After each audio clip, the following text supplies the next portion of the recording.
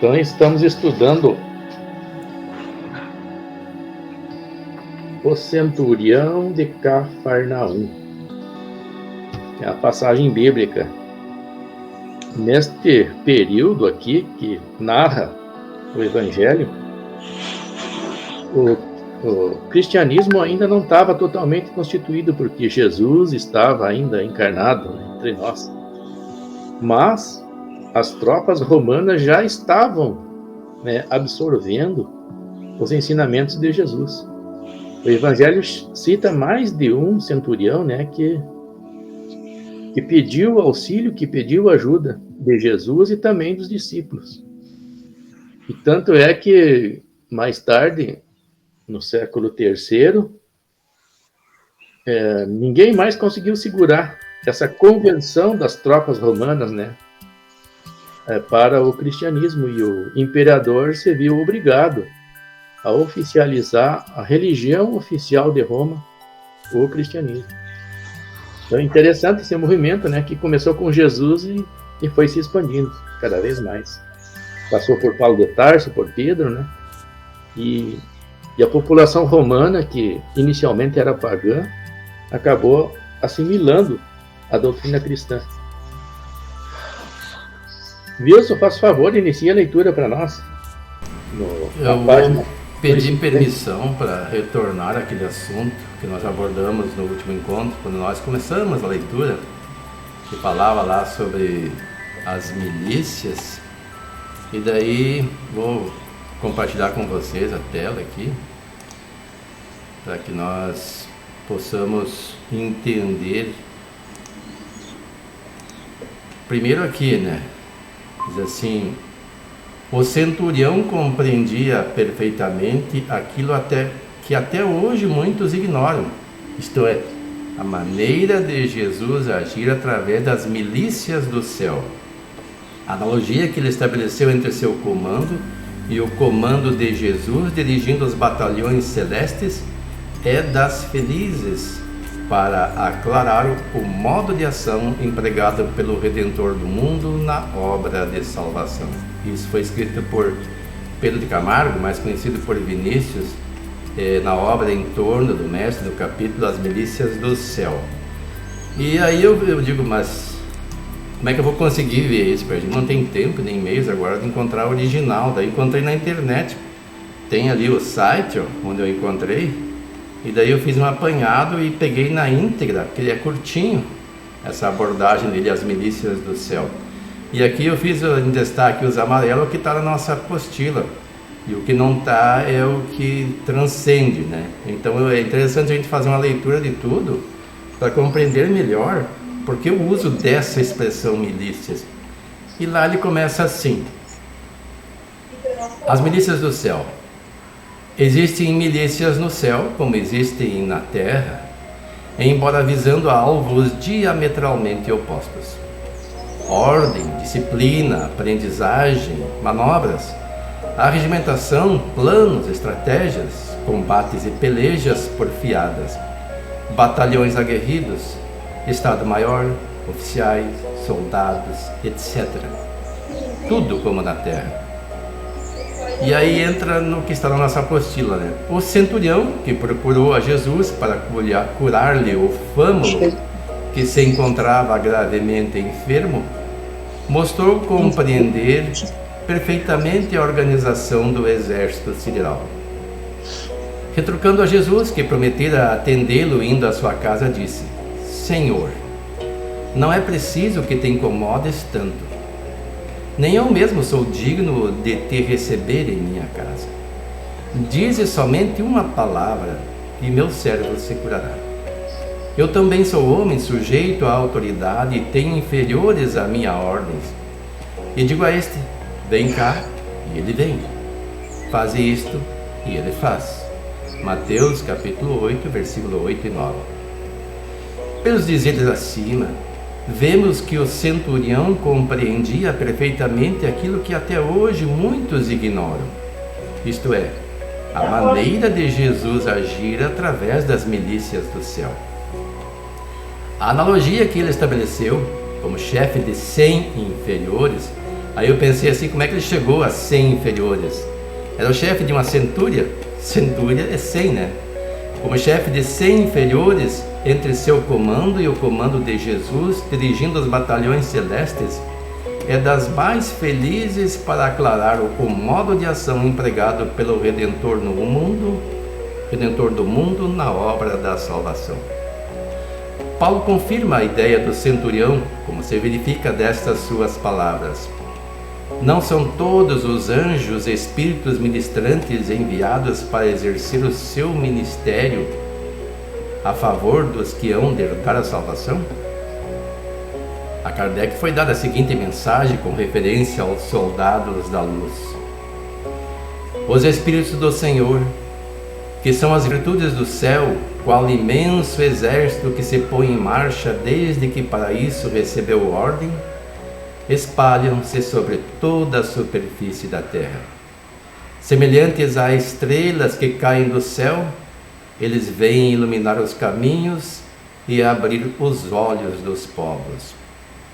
Eu vos digo que, em verdade, são chegados os tempos em que todas as coisas devem ser restabelecidas em seu sentido verdadeiro, a fim de dissipar as trevas, confundir os orgulhosos e glorificar os justos. As vozes do céu retinem como o som da trombeta, e o coro dos anjos se reúne.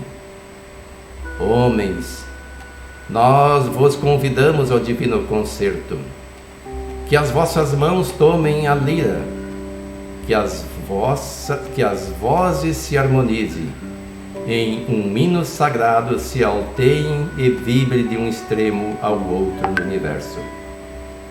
Homens, irmãos a quem amamos, estamos juntos de vós.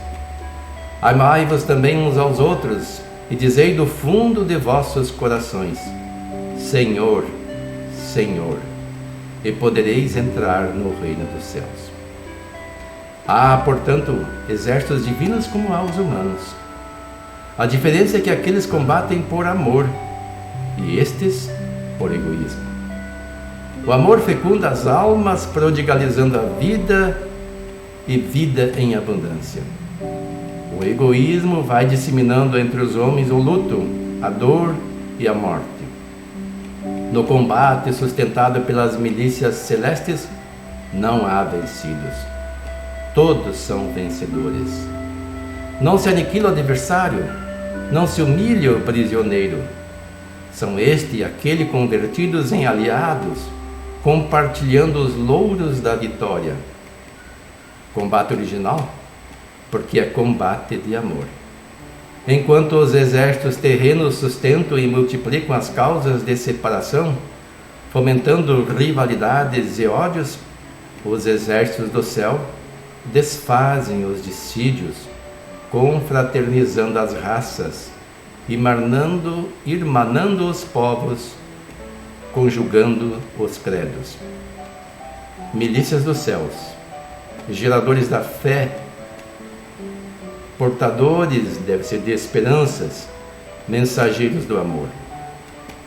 Prosseguir na vossa divina tarefa sob a chefia de Jesus, atuando nos corações para que os homens se convertam e se confraternizem, proclamando uníssonos: Pai nosso que estás nos céus, seja feita a tua vontade aqui na terra, como já é feita nos planos de onde reina a justiça. E assim ele encerra essa passagem que está lá na obra Em Torno do Mestre, que eu achei interessante que nós lêssemos na íntegra para entender, porque num primeiro momento pode causar uma certa perturbação em quem lê essa apostila, a utilização do termo milícias, porque aqui na Terra, pelo menos no Brasil, essa expressão é usada num sentido de organização criminosa, organização que não está de acordo com nenhuma instituição governamental, pelo contrário, atua cometendo delitos, explorando as pessoas e fazendo justiça pelas próprias mãos, segundo o seu entendimento, que quase nunca está de acordo com a lei estatuída. Diferente dessas chamadas milícias, porque a interpretação de milícias, como eu disse no Brasil, é pejorativa, mas o uso que a palavra pode dar para nós seriam também outros. Seriam organizações que não recebem para fazer o seu trabalho, que atuam ao lado de organizações estabelecidas com fins diversos. Essas milícias celestes são milícias que trabalham para o bem. Elas estão sob os auspícios do comando de Jesus, não recebem por isso, monetariamente, porque espírito não recebe dinheiro, mas atuam organizando a vida na Terra, tanto no plano espiritual como físico. Nós comentamos no último encontro que em toda parte existe proteção. Os povos são protegidos por espíritos que protegem as nações. Os estados, aqui no Rio Grande do Sul, segundo várias obras mediúnicas, nós temos Sepet Elaju, que protege o estado. As cidades têm os seus protetores, as instituições, as casas, as famílias, e cada um tem o seu guia protetor. Então ninguém está ao desamparo. E quando há uma organização que nem os defensores de um país, de um estado, de uma cidade ou de uma instituição, aí se reúnem mais de uma pessoa, que pode ser entendido por milícias, segundo esse autor, o Pedro de Camargo, que optou por essa expressão. E qual é, Wilson, a diferença? Qual é o melhor termo empregado aqui? Seria milícias do céu ou exército do céu? Devido a esse termo usado no Brasil para designar instituições criminosas, numa análise apressada, porque a gente não viu fora desse sentido mais costumeiro essa expressão, com certeza seria melhor usar exércitos do céu, com certeza no meu entendimento, né? Mas eu começo a fazer já uma reflexão a respeito do uso dessa expressão. Por exemplo, nós fizemos o Evangelho no Lar ontem e tinha lá a expressão cretino, se não me engano. É cretino. Daí eu fui ver a significação de cretino. Cretino, nos Alpes, era a expressão de cristão. E depois foi mudando o termo, ninguém é chamado de cristão hoje com a expressão cretino. É um termo pejorativo, inclusive, que nem é mais usado, né? Mas ao tempo de Kardec ainda se usava os cretinos e outros termos que significavam doença de cretinismo, né? E aqui na Terra, qual é a diferença do termo milícia e do termo exército? É que o exército é instituído legalmente e é uma organização a serviço do governo de uma nação e é pago por isso, está dentro da lei, né? No Brasil, as milícias que existem não estão dentro da lei, não são pagas pelo governo, atendem a interesses particulares do grupo ou de alguém que os remunera de alguma forma. Aí que tá, Wilson. O exército, ele é profissional, né? E está a serviço de uma nação. A milícia não, ela se forma. Porém, não existem espíritos profissionais desta área. Então existe uma formação, né? E ele não fica a sua vida espiritual toda para esse fim, só de defesa. Varia. Então eu acho que o termo milícia espiritual é mais correto do que o exército espiritual, porque espíritos designados para a defesa de forma profissional não se encaixa muito bem, porque o espírito, para evoluir, ele precisa desenvolver várias potencialidades, né? E aqui na Terra é utilizado esse termo, sim, de milícias.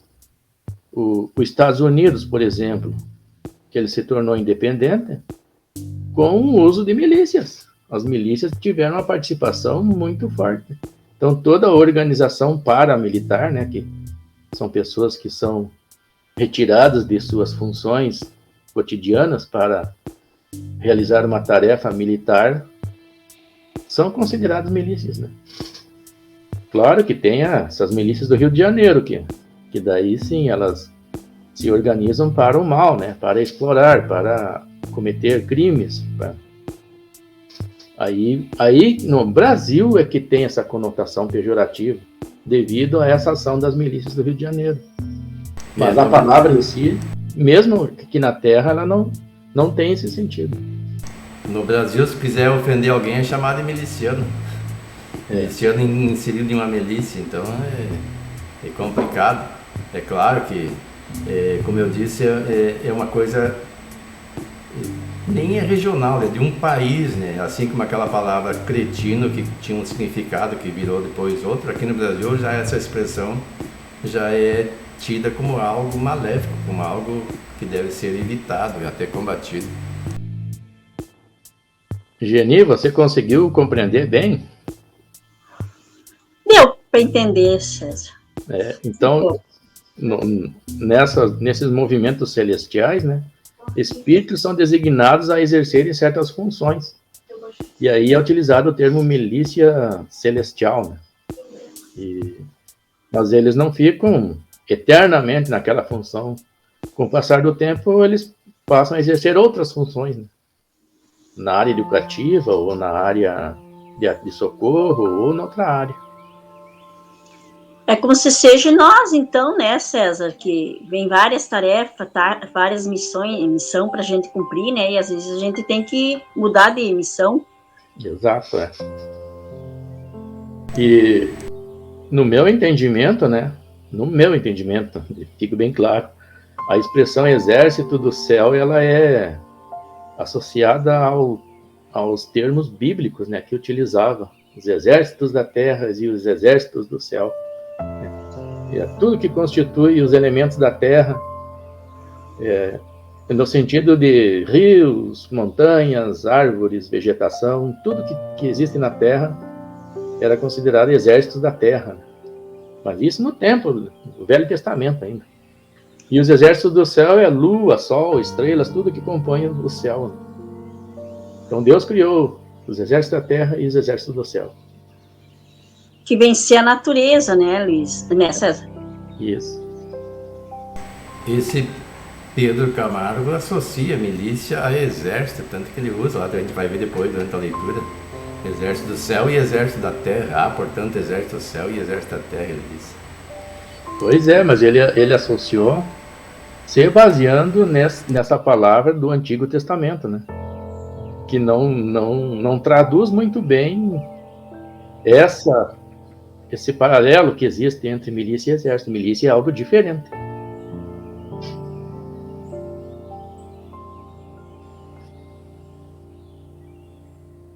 Continuemos. Eu queria falar também a respeito da palavra Palestina, né? Que nós comentamos no sábado passado. E eu tive pesquisando sobre o significado da palavra, e não em si do que ela representa, né? E ela significa, assim, terra improdutiva, terra de ninguém, terra sem importância, sabe? Ela foi um termo que os romanos utilizaram de forma pejorativa também, para humilhar os hebreus, né, que viviam naquela região. E acabou ficando, né, como nomenclatura de um lugar que até hoje existe, né, a Palestina, que faz divisa com Israel, né, naquela região. Eu prossigo lá no subsídio já direto? Isso, subsídio. Então vamos lá. Subsídio, texto evangélico.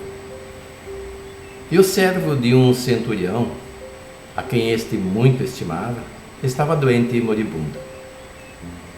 E quando ouviu falar de Jesus, enviou-lhe uns anciãos dos judeus, rogando-lhe que viesse curar o seu servo.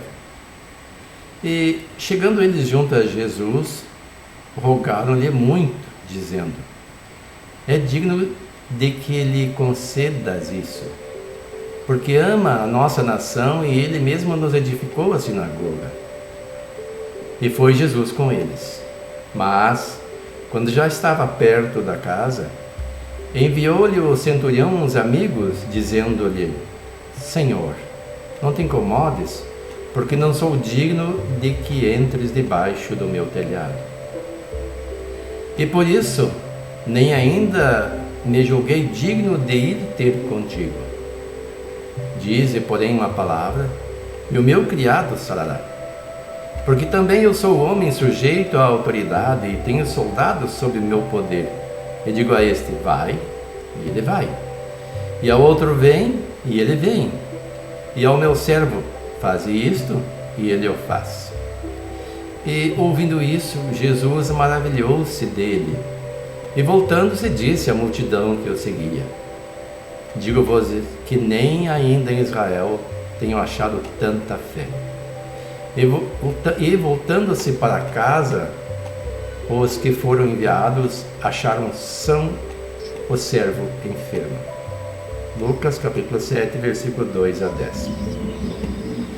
Cafarnaum, aldeia situada na margem noroeste do mar da Galileia, significa cidade de Naum, do grego Cafarnaum. É também identificada como Tel-Hum, nome de uma colina praticamente inexistente nos dias atuais, devido às inúmeras escavações a que foi submetida ao longo do tempo. Consta que Jesus teria se estabelecido em Cafarnaum e feito ali seu lar no início de seu ministério.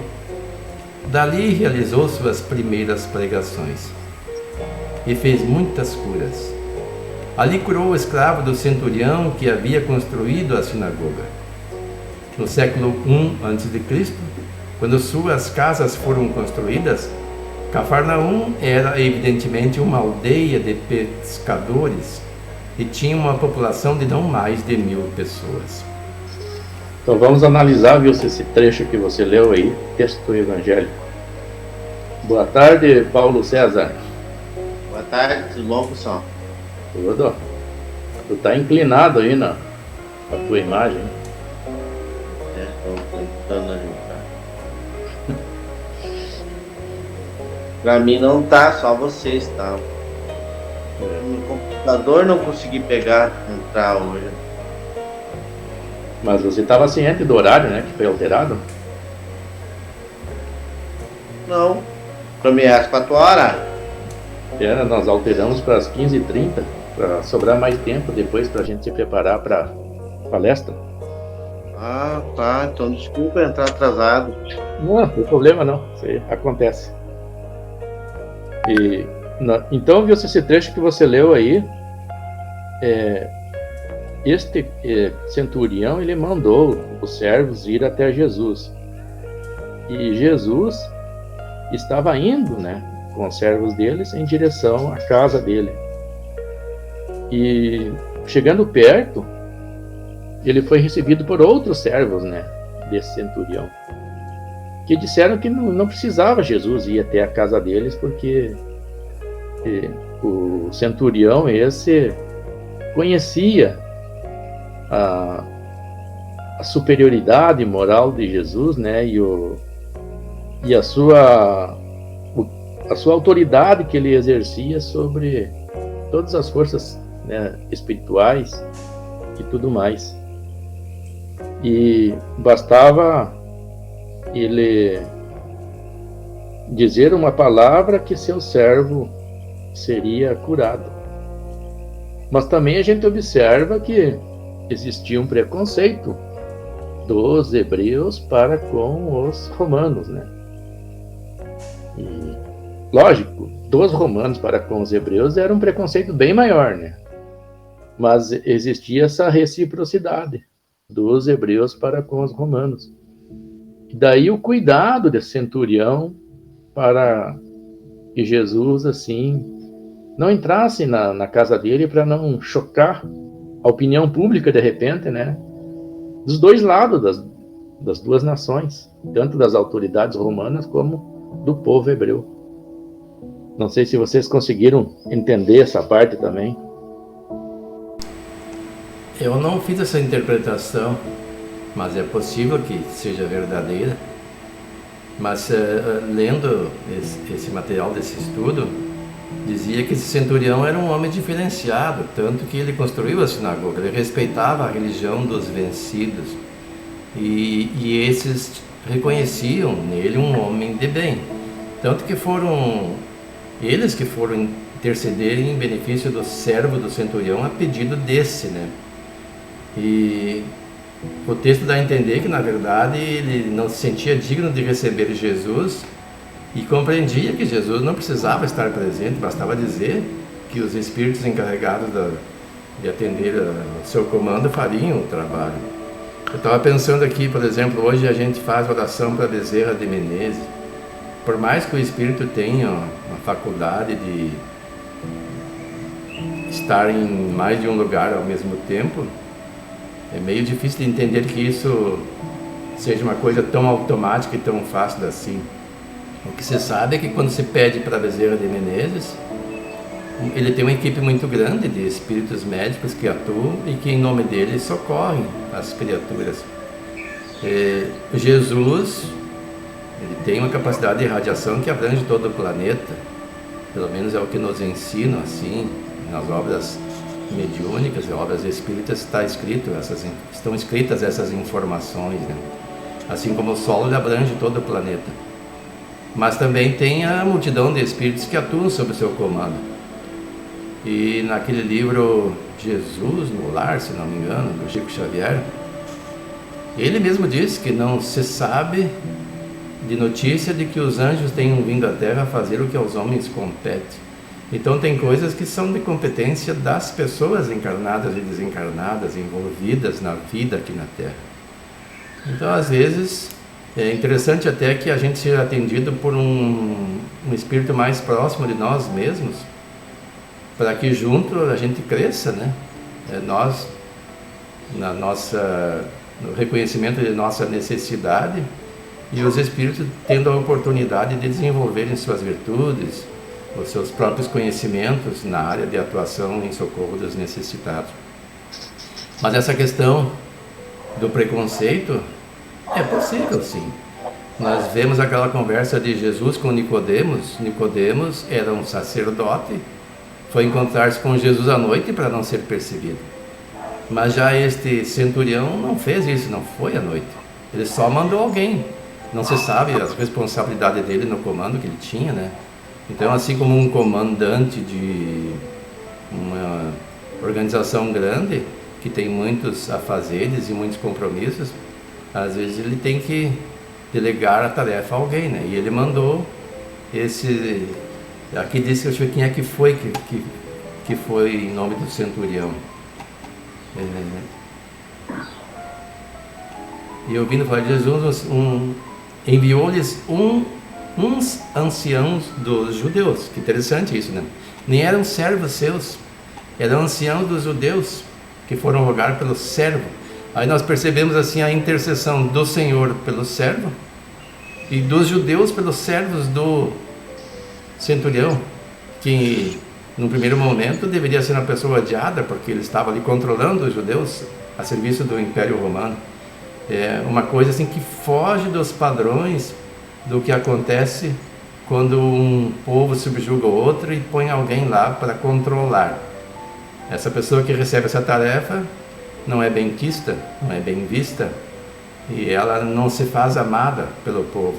E ninguém se preocupa em interceder por ela. Não foi o caso que aqui aconteceu. No tempo da escravidão, né, o escravo da Casa Grande era mais odiado do que os próprios senhores de escravo, né? Porque ele cumpria aquele papel contra os irmãos, né, de raça dele, né? Então ele era mais odiado. Tinha aqueles capitães do mato, né, que eram negros caçando negro. Imagine. Tem sentido uma coisa dessa? Tem uma outra passagem da Bíblia, assim, do Novo Testamento já.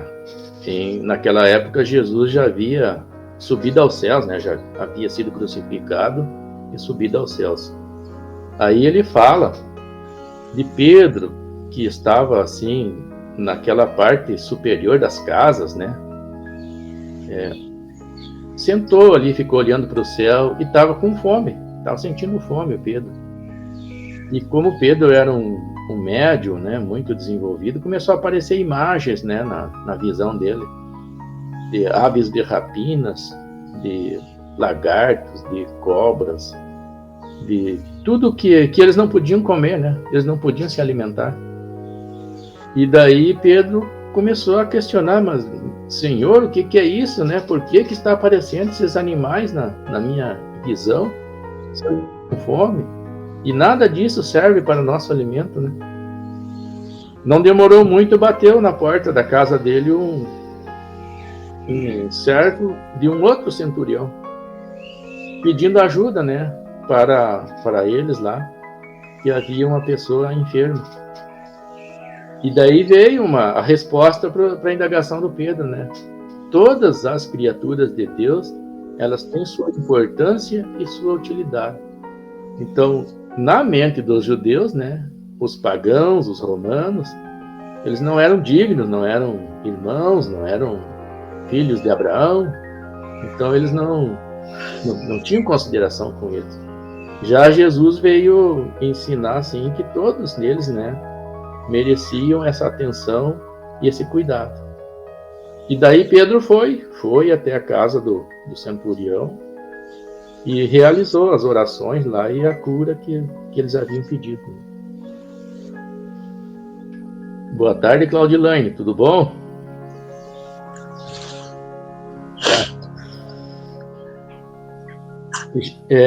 Geni, você está conseguindo entender, conseguindo acompanhar o raciocínio? Mais ou menos, César. E nos dias atuais, Geni, qual é a página que nós estamos? 256. Né? Vamos iniciar a 257 agora. Tá bom.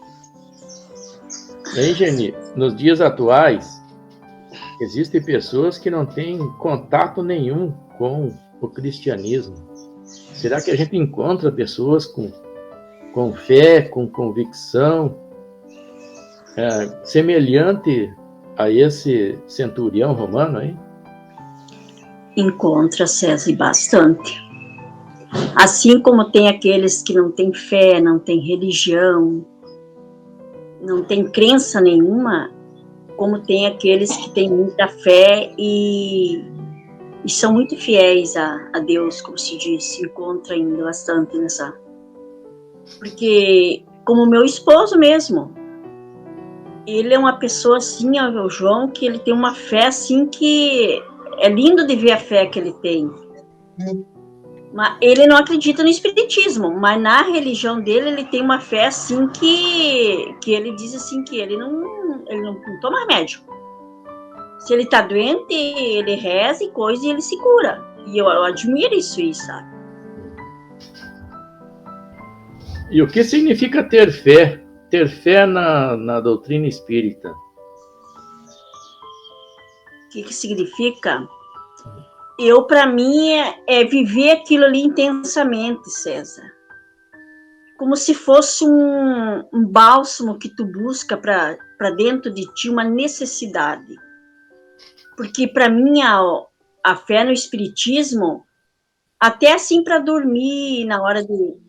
Eu converso com o mundo espiritual, eu peço a proteção. Aquilo ali é como se tu tomasse um calmante, cura tuas dores.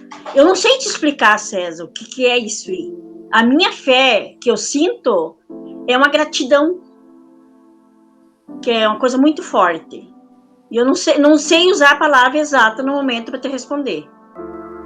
O viver intensamente faz parte da resposta. Muito bem, é isso aí mesmo. É ter esse vínculo. É que eu, assim, se eu vou lá na casa espírita, eu não tô lá só o meu corpo. Eu viajo. Eu vou no mundo espiritual, é como se eu fosse assim, eu me encontro, eu vejo vários... Vamos supor que o palestrante seja qualquer um de vocês três aí. Em volta de vocês, eu vejo imensidão de luzes, de anjos, como se eu estivesse lá naquele plano espiritual, entende? Trabalhando junto. o meu corpo tá ali presente, mas de corpo e alma, não só de presença. Como é que eu não sei te explicar o que eu sinto, é só vivendo mesmo. E a doutrina espírita, ela consegue resolver esses anseios da alma, Geni? Tu não tem necessidade de buscar em outros lugares, em outras religiões, um suporte para... Não. Já fui em várias, César. Era como se eu tivesse num caminho que eu não achasse o fim. E quando eu encontrei o Fé e Esperança, principalmente o Fé e Esperança, é como se eu... é aqui e tu sentia aquela paz. Como se fosse o remédio curador para todos os teus problemas tivesse ali. Eu me sinto em paz mesmo. Não é só da boca para fora, é de coração mesmo. E isso aí ajudou muito no meu relacionamento em casa, com meus filhos, no desenvolvimento da minha família. Para mim, então... Paulo, por que muitas vezes os espíritas não conseguem, assim, só com a doutrina espírita, resolver os seus problemas, né, espirituais? E há necessidade de ou ir na Umbanda ou ir em outra religião mais materialista. Se ele não fizer isso, ele não se sente satisfeito. Que fenômeno acontece? Na minha versão, César, não sei na de vocês, ele não é um espírita. Porque se ele não está satisfeito, que ele acha que ali ele não tem o que ele precisa, porque ele não se encontrou ainda. Na minha versão, né? Fique bem claro, porque cada um tem uma maneira de pensar e de agir. Mas de ontem para cá, eu me sinto assim, como se eu estivesse assim, flutuando, por saber que daqui a pouco eu vou lá pro centrinho. Isso é uma coisa muito boa. E na tua opinião, Paulo? Nós temos várias etapas na nossa vida ainda, né, Sérgio? E essas pessoas, elas estão numa fase que elas ainda precisam desse mundo concreto, de ver, de enxergar, de palpar. E eles vão atrás daquela coisinha que alguém faça, parece que aquela cura é imediata, e parece que tu pagando, tu vai obter o resultado, vai obter a cura. Elas estão nessa faixa evolutiva. O espiritismo, eu acredito que ele está numa faixa que você precisa acreditar mais, que você precisa fazer algo de ti para obter o resultado. Eu acredito que é por aí, César. Essas pessoas têm uma faixa que precisa desse lado mais material. E na tua opinião, Claudilane, que fenômeno é esse que, olha, vários espíritas, eles acabam assim...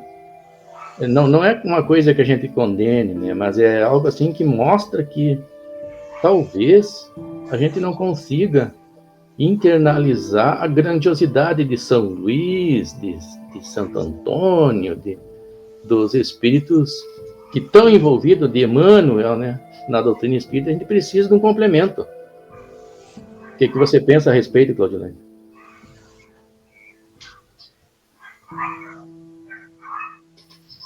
Olha, eu até não tinha, assim, formulado essa questão, analisado ela com mais atenção. Mas nós estamos todos num caminho evolutivo, né, César? Então, eu creio que quanto mais a gente for compreendendo as coisas, nós vamos fazendo escolhas mais acertadas e tomando decisões melhores e agindo mais de acordo com a nossa consciência e as coisas que a gente acredita. Exato. E na tua opinião, Wilson, que fenômeno é esse que acomete as casas espíritas? Hoje, eu e a Irene vimos um pedaço de uma fala do Divaldo Franco num seminário gravado, não sei se foi gravado agora, mas foi publicado na internet agora, esse mês. E ele falava das reencarnações dele. Ele teve uma reencarnação no século XVII e uma no século XVIII na França. Século XVIII, ali em 1700 e pouco, ele assistiu quando estava reencarnado lá a morte de uma pessoa em praça pública por sentença, e chocou muito. E ele saiu correndo e jogou-se no rio que passa na cidade lá. E como ele não sabia nadar, a intenção era, acho que era essa mesmo, de perturbação, ele já morreu afogado. E hoje ele tem um problema respiratório que o acompanha e perturba muito quando era mais novo. E agora, com mais avançada idade, a gente percebe que esse problema está afetando bastante ele. Ele diz que fez todo tipo de tratamento que a medicina oferece, fez todos os conhecimentos que ele inclusive propaga, a visualização terapêutica, que é um ótimo processo de encontrar equilíbrio e até mesmo cura, e nada disso resolveu no caso dele, apenas amenizou. E aí ele fala que as pessoas espíritas às vezes não compreendem essas realidades da vida de muitas pessoas, da maioria de todos nós, se não de todos. Que nem tudo é curável, porque são processos expiatórios. E nós temos que passar por essa situação. E às vezes demanda um certo tempo e paciência. Então ele diz assim, as pessoas acreditam pro forma na reencarnação, mas não as introjetam. Quando morre alguém na família, se desesperam. Por quê? Por que Deus fez isso comigo?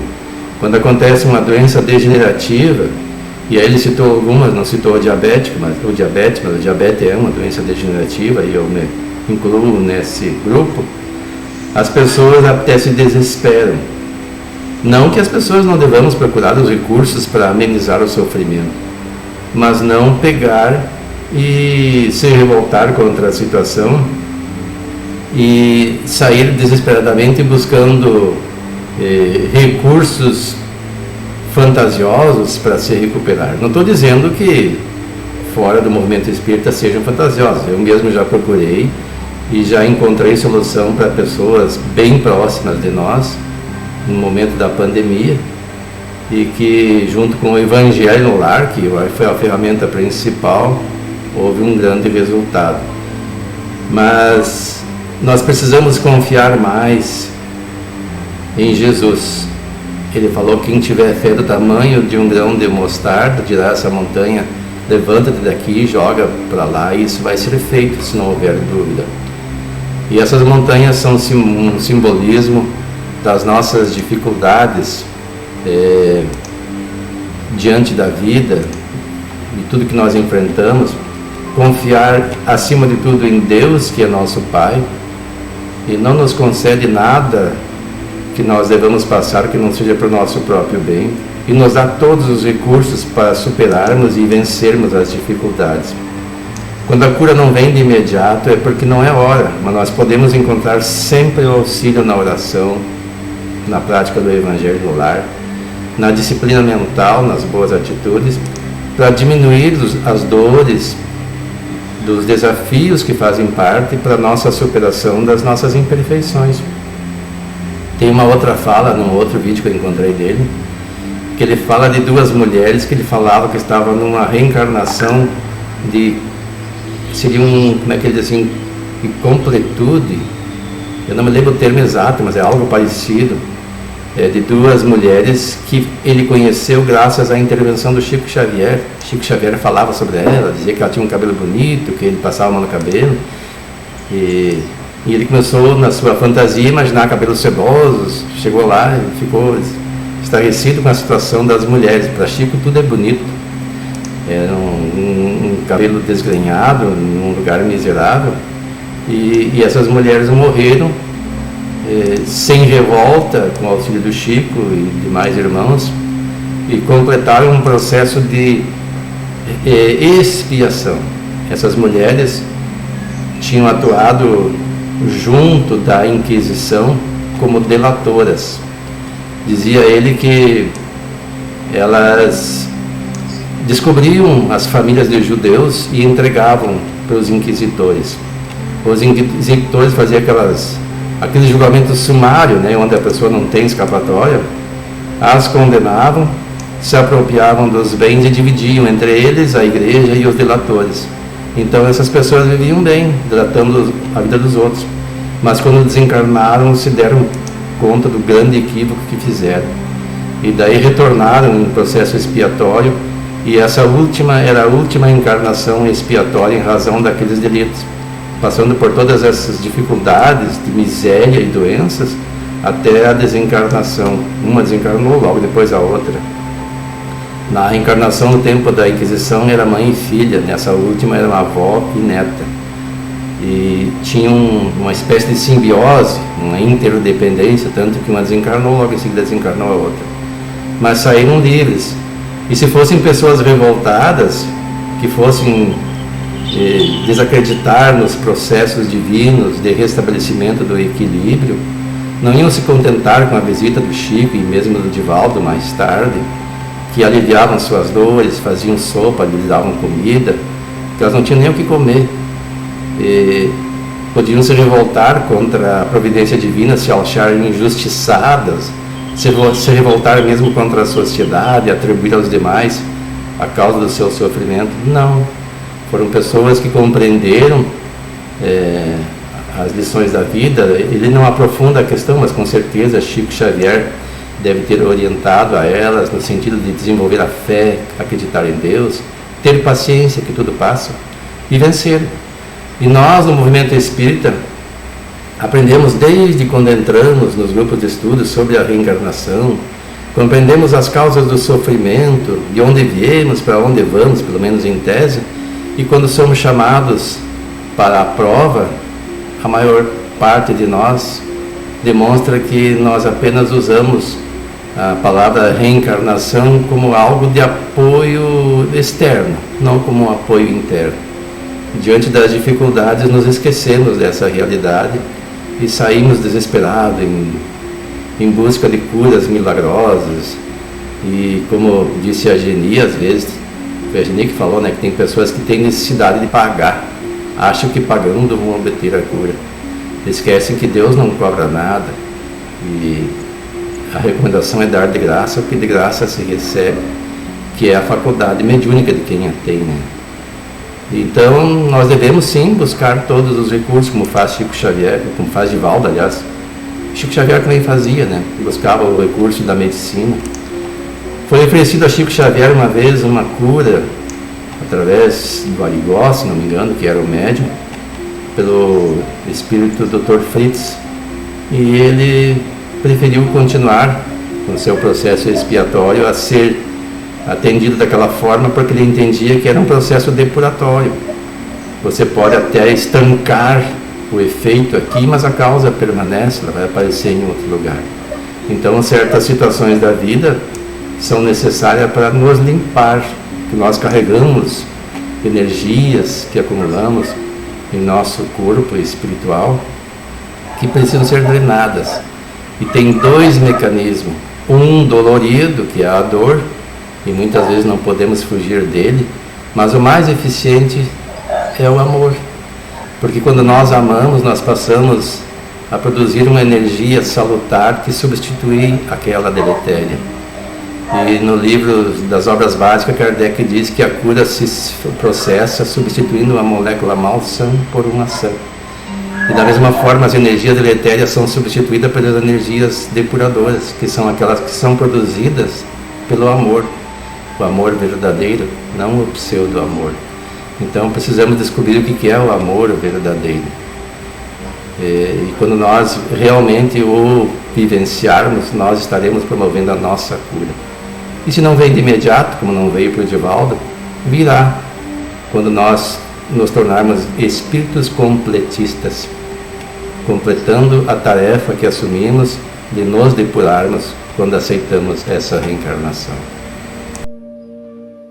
Então, pessoal, todo esse diálogo nosso teve como base a fé deste centurião, né, que nem cristão era, e tinha uma fé exemplar, né? E conforme Jesus dizia, nem em Israel ele encontrou tamanha fé. E nós espíritas também temos dificuldade com a fé, com a nossa fé na doutrina espírita.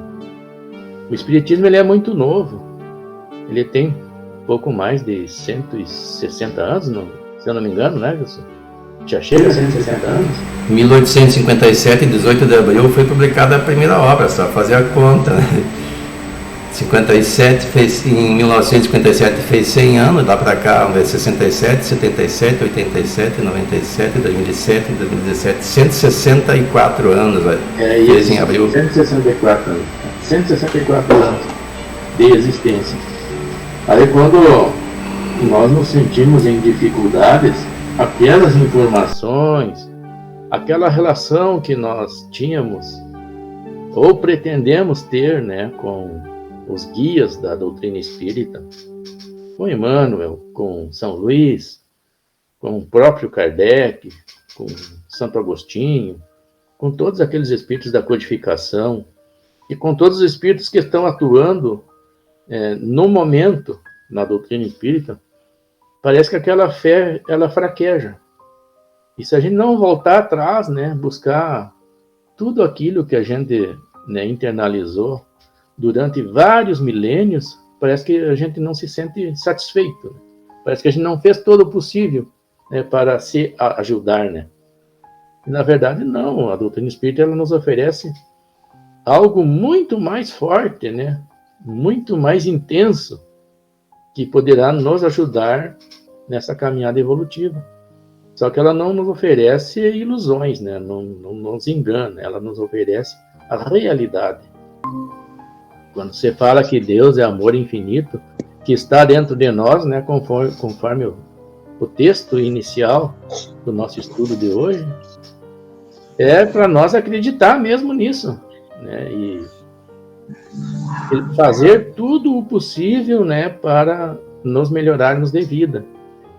Mas aquilo que não está no nosso alcance, entregar nas mãos de Deus e confiar nele. A doutrina espírita ensina isso. A gente não aceita, né? Até certo ponto, daí a gente, né, acaba apelando, acaba assim deixando de lado um pouco a doutrina, né? E buscando outros recursos, que na verdade muitos deles são úteis, né? A gente acaba assim se autoafirmando quando acende uma vela, por exemplo, né? Sabendo que a doutrina espírita nos ensina que a vela ela não surte efeito nenhum, né, para iluminar a nossa vida e nem para aquelas almas que qual a gente está orando. Mas a gente não se dá por satisfeito em somente orar. Então, a nossa fé vacila e a gente vai acender uma vela para aquela pessoa, né?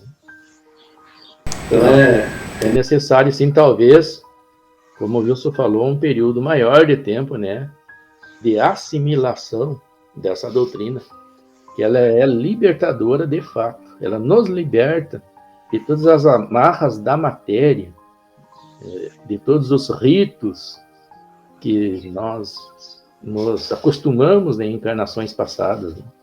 Ela nos liberta de tudo isso. Vamos adiante, então. Paulo, segue na leitura, faz favor para nós. Na página 157, falaste, né? 257. Essas informações históricas, associadas aos registros de Lucas, nos fazem situar no tempo e no espaço, revelando que Centurião era uma pessoa de bem, mesmo sendo romano, povo conquistador da Galiléia. Considerando inimigo, estimado na aldeia, respeitava a tradição religiosa dos conquistados, a ponto de erguer-lhes uma sinagoga cujo construtor era um criado judeu, a quem devotava amizade retratado o texto como o doente que Jesus curou. O texto de Lucas nos revela, além da cura à distância realizada por Jesus, importantes ensinamentos relacionados a outros personagens, exemplificação no bem, a força da solidariedade, os benefícios da gratidão, o valor da intercessão e o poder da fé. Muito bem, então vamos fazer uma análise desse trecho que o Paulo leu. E aqui a gente consegue observar alguns detalhes, né? Como é que era a administração de Roma sobre os povos conquistados. A Roma, ela era um sonho. Ela era um sonho de um novo mundo. E muitos espíritos se envolveram neste sonho, né? Eles investiram, eles apostaram nesse sonho. E o que atrapalhou que esse sonho se realizasse, né? Que se formasse um imenso país, dá para se dizer assim, de quase todo o mundo, sem fronteiras, onde os povos pudessem viver harmonicamente, né? Fazendo transações comerciais e vivendo de forma harmônica e progredirem. O que impediu isso? Foi as próprias imperfeições humanas, né? Os próprios administradores de Roma acabaram destruindo com esse sonho, chegando ao ponto em que a Roma se desintegrou praticamente, né? E nem o nome de Roma não existe mais. Só existe uma cidade lá que ficou representando todo esse império. Conseguiu entender, Paulo, então, como é que era a administração de Roma, que eles respeitavam, inclusive, a religião dos povos dominados?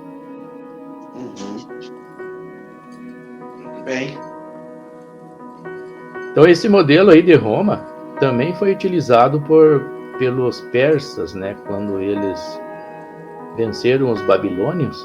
Isso aí foi antes da Grécia dominar o mundo e antes da Roma, né? Roma foi o último. Depois de Roma que surgiu os países europeus. Então a Pérsia era a potência do mundo. E eles usavam esse modelo também de deixar que os povos fossem relativamente livres e pudessem cultivar a sua religiosidade. E Jesus detectou neste centurião um laço de afinidade com o futuro cristianismo que iria surgir, né, depois da sua crucificação e de seus ensinamentos. Então, viu nele uma fé ferrenha, uma fé muito forte, em que nem os hebreus a possuíam. Isso aí foi uma questão assim que diferenciava este homem da grande maioria, né, dos romanos, né? A maioria deles tinha uma visão de mundo, uma visão materialista. Não conseguiam penetrar nesses ensinamentos mais sublimes, mais elevados. Algum comentário, Wilson, a fazer? Algum questionamento? Eu estava olhando, eu já tinha comentado um pouquinho antes, né? O texto diz assim: exemplificação do bem, no bem, a força da solidariedade, os benefícios da gratidão, o valor da intercessão e o poder da fé. E aí o valor da intercessão. Às vezes as pessoas têm fora do movimento espírita, uma certa resistência em orar a intercessão dos demais. Notadamente, em algumas religiões protestantes, eles não usam orar pelas pessoas que já morreram, segundo eles, e desencarnaram, segundo o nosso entendimento. Porque morrer, todo corpo morre, para dar uma diferença de desencarnar e morrer. os aparelhos médicos detectam quando há morte cerebral, portanto o corpo já morreu. Mas não quer dizer que a pessoa desencarnou. Desencarnar é desvincular-se da carne. Mas uma vez desvinculada da carne, então houve o rompimento dessa ligação.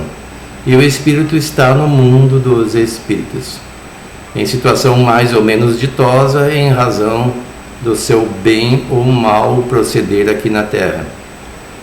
E os nossos irmãos protestantes, a maioria pelo menos, não oram por eles, porque entendem que a vida na Terra é uma vez só e fim esta, a pessoa ou vai para o paraíso, chamado céu, ou para o inferno, dependendo do seu procedimento.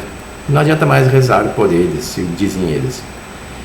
E não entendem que, na verdade, a vida continua e a pessoa retorna a reencarnar, não só na Terra, como em outros mundos, tantas vezes quantas forem necessárias, até atingirem a condição de um espírito que está no padrão vibratório que se encontrava João. Jesus disse assim: não há nascido de mulher maior que João Batista, nem o menor do reino dos céus é maior que ele. Então seria ilusão acreditar que nós somos melhor que João, estaríamos em condições de viver no reino dos céus. E mesmo porque não existe o reino dos céus no lugar delimitado. Isso é um estado emocional, interior do espírito. Os espíritos em equilíbrio podem constituir um reino do céu em qualquer lugar. Nós podemos constituir o reino do céu aqui na Terra, se não na sociedade, pelo menos de forma íntima. Mas daí vem a questão da intercessão.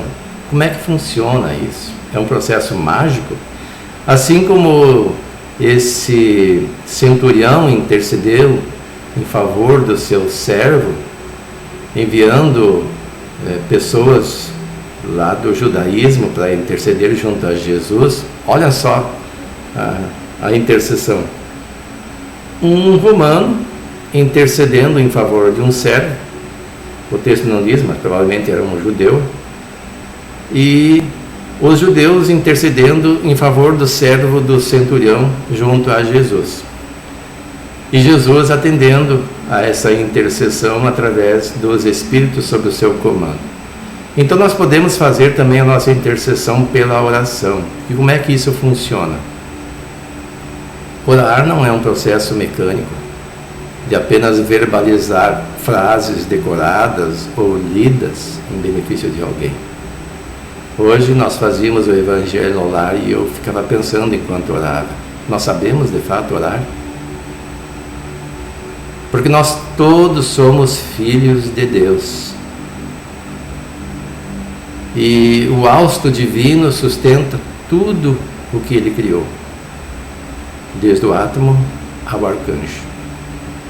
E nós estamos mergulhados nesse hausto. E devido ao nosso padrão vibratório, nós às vezes não nos damos conta disso.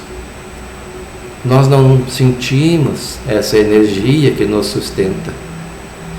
E também não nos damos conta da capacidade que temos de atuar no meio onde nos encontramos, utilizando-nos dessa energia. Nas obras básicas diz que o fluido cósmico é um veículo do pensamento e que através dele nós nos comunicamos com os espíritos. Nós elevamos o nosso pensamento em prece a Jesus e a Deus. E nesse momento nós podemos interceder em benefício de qualquer pessoa, de nós mesmos, dos nossos familiares, das pessoas do nosso convívio e mesmo de estranhos. Divaldo conta que uma vez ele soube de uma pessoa que morreu em via pública e ele orava todos os dias por essa pessoa sem mesmo nunca tê-la visto, apenas ler o seu nome no jornal. E o efeito foi incrível em benefício desse espírito. Então nós podemos interceder. Isso não é um processo mágico. Naquela obra Missionários da Luz, André Luiz relata como é que acontece um exemplo. Eu sempre repito essa história que me marcou muito. Uma mulher tivera o marido morto em via pública e parecia que ele fora assassinado num assalto. Mas a polícia desconfiava que fora suicídio e ela não acreditava nisso. Ela tinha necessidade de esclarecimento e orava por esse homem.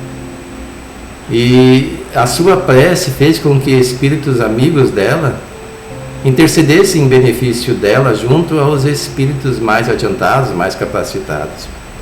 E daí mobilizaram recursos para localizar onde estava o espírito daquele homem.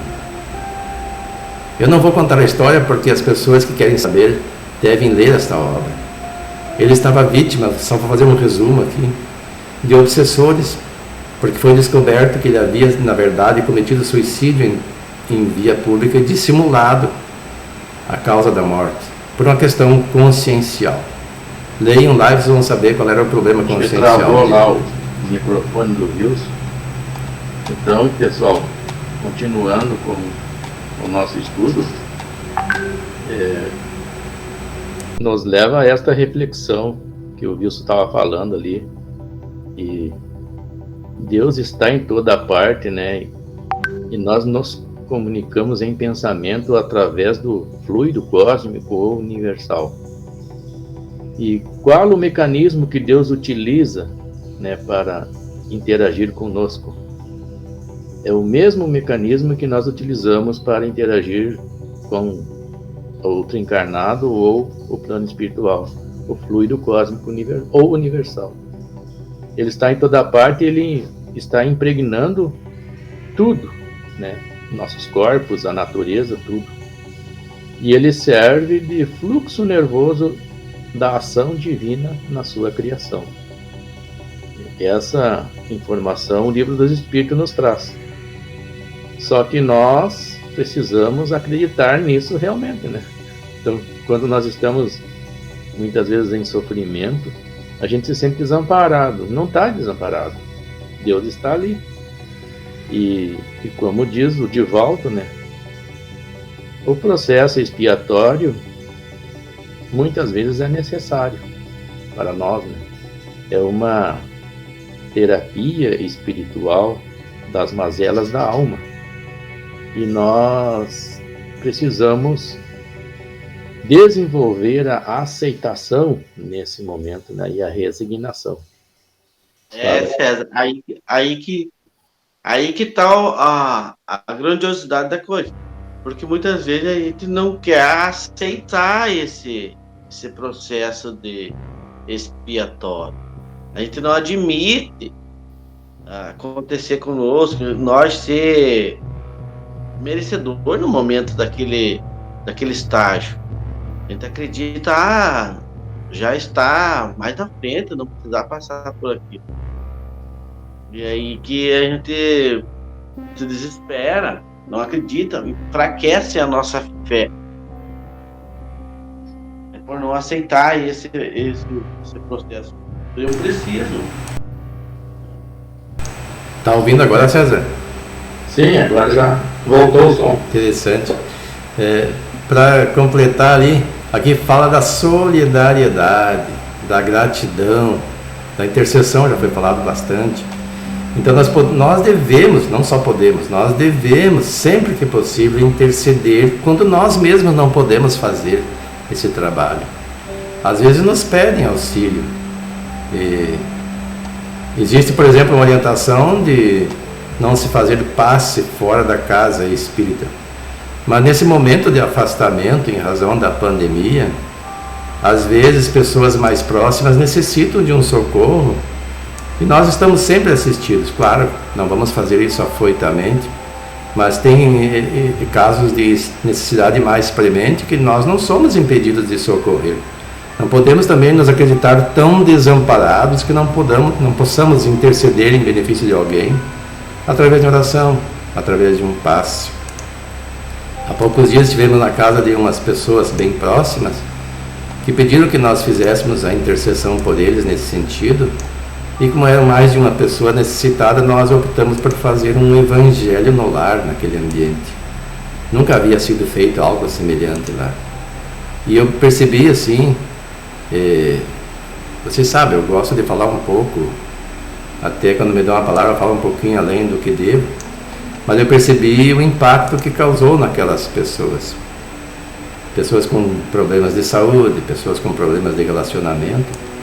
E acredito que foi bastante positivo a fazer com que reflexionem Não se sabe o que passa no mundo íntimo de cada um, não tentando dar exemplos pessoais, nem orientações cabalísticas de como proceder, mas buscando trazer à luz o Evangelho de Jesus, a necessidade do convívio fraterno, do perdão, do amor acima de tudo.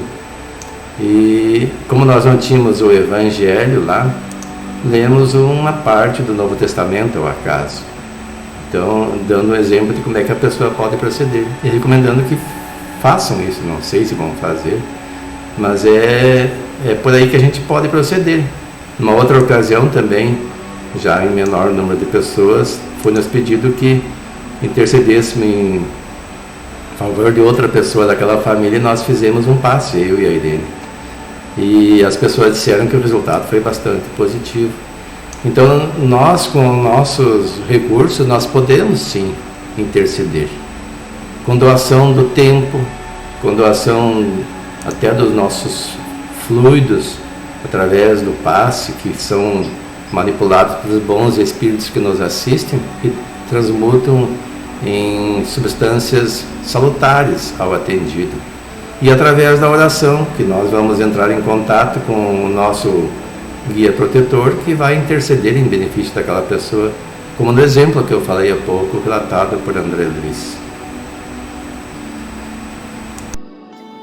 Muito bem, então. Vamos continuar então com o nosso estudo. Gostaria de pedir para a Claudilane seguir na leitura para nós. Interpretação do texto do Evangelho. Eu, servo de um certo centurião, a quem este muito estimava, estava doente e moribundo. E quando ouviu falar de Jesus, enviou-lhe uns anciãos dos judeus, rogando-lhe que viesse curar o seu servo. E chegando eles junto de Jesus, rogaram-lhe muito, dizendo: é digno de lhes concedas isso, porque ama a nossa nação, e ele mesmo nos edificou a sinagoga. Lucas, capítulo 7, versículos 2 a 5.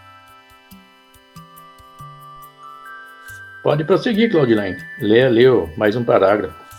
Tá bom. A narrativa apresenta uma sequência de acontecimentos que podem ser considerados, no mínimo, inusitados.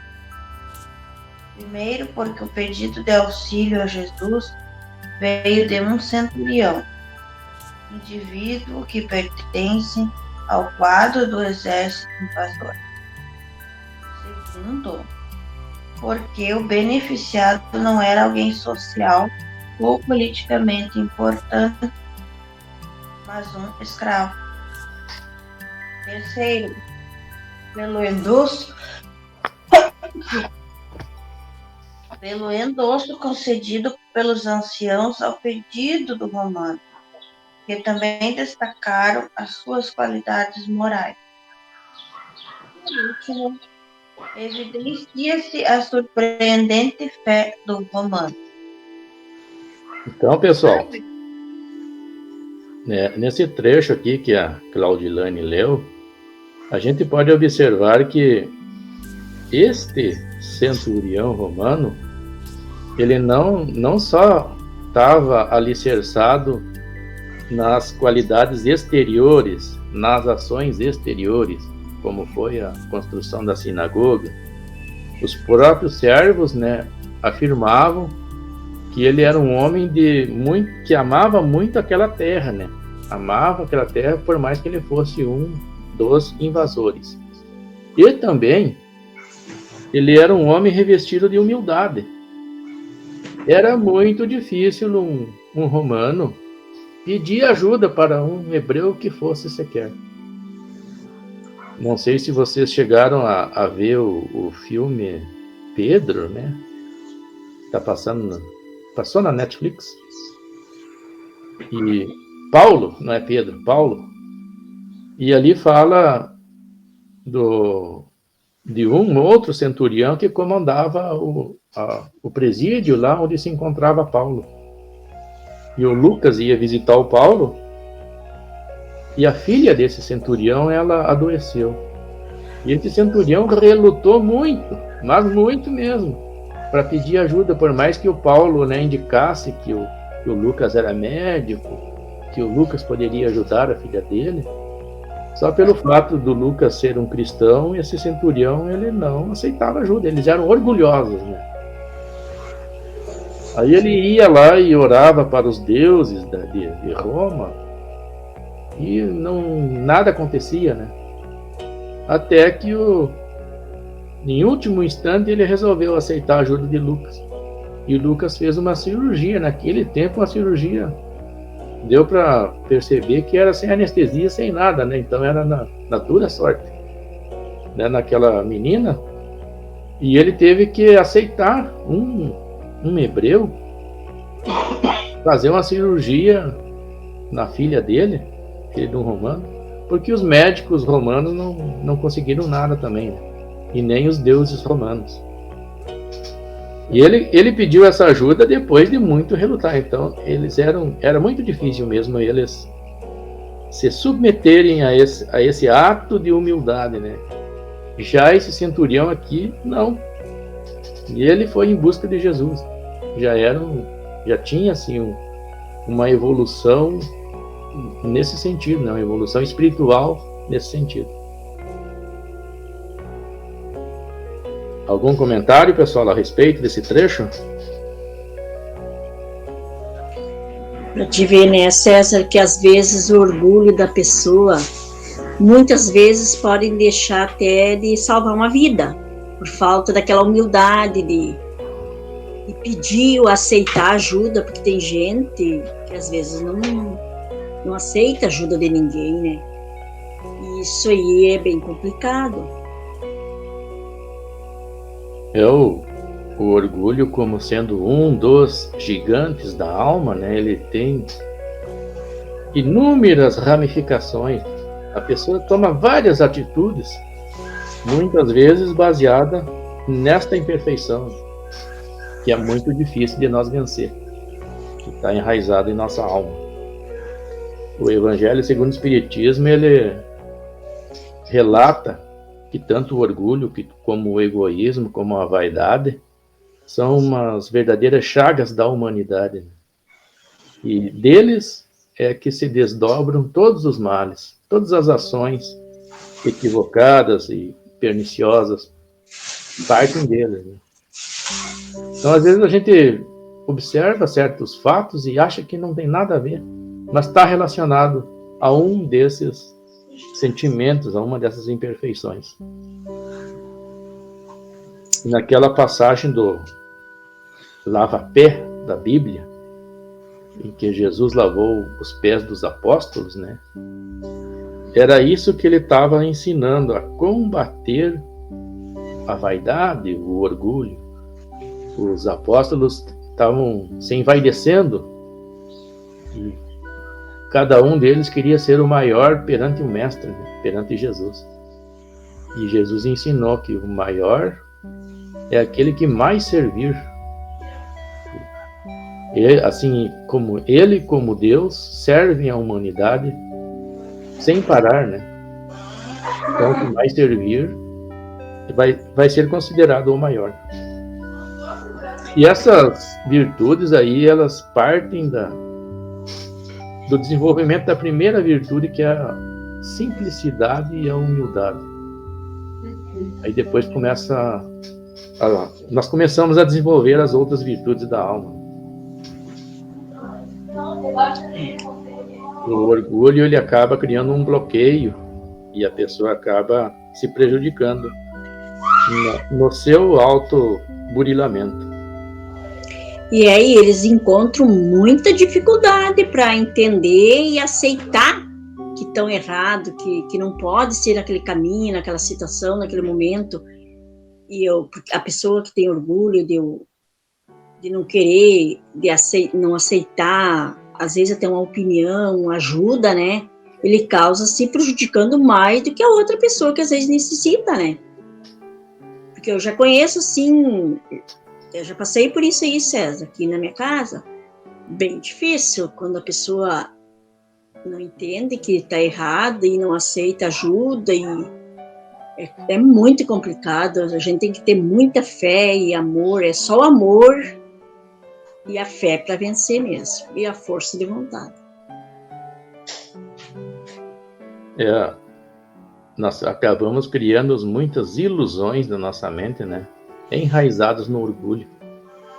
E no momento em que a gente descobrir que nada sabe, né? Que é uma figura assim minúscula diante da grandeza da criação, começa a avançar um pouco mais nesse sentido. Quando a gente for revestido desta humildade verdadeira, né?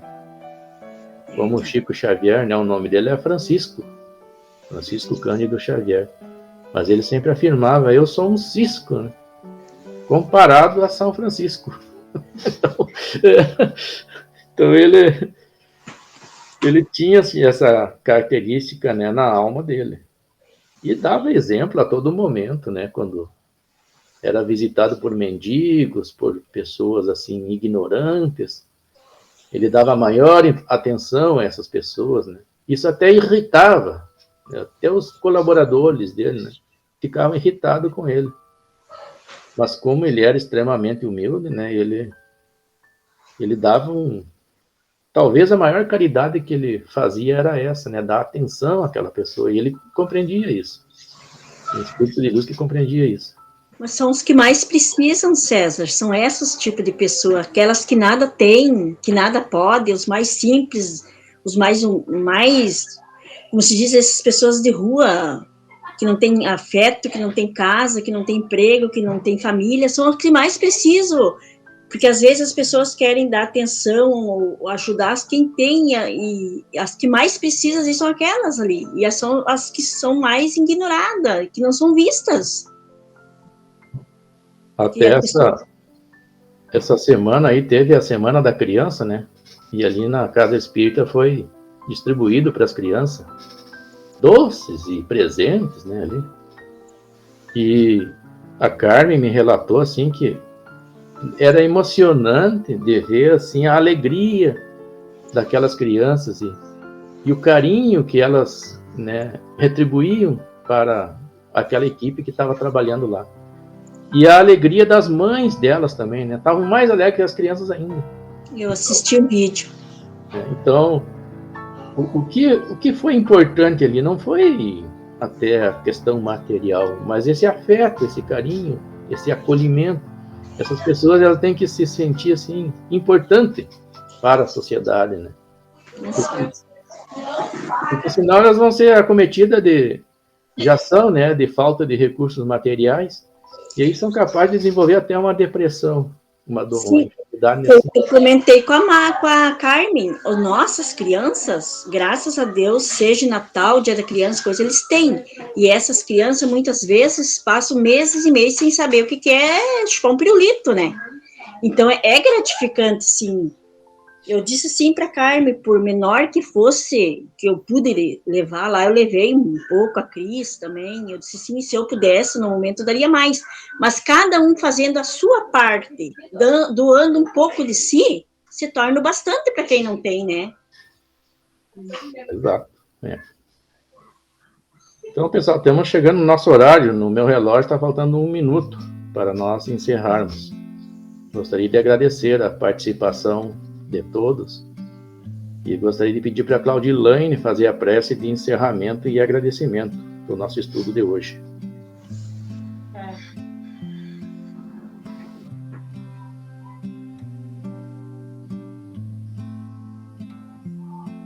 Agradecemos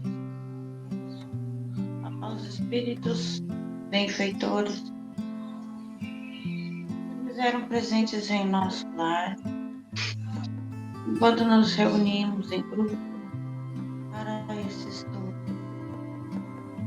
Agradecemos as boas intenções e as irradiações sobre nós, nossos entes queridos, nossa casa,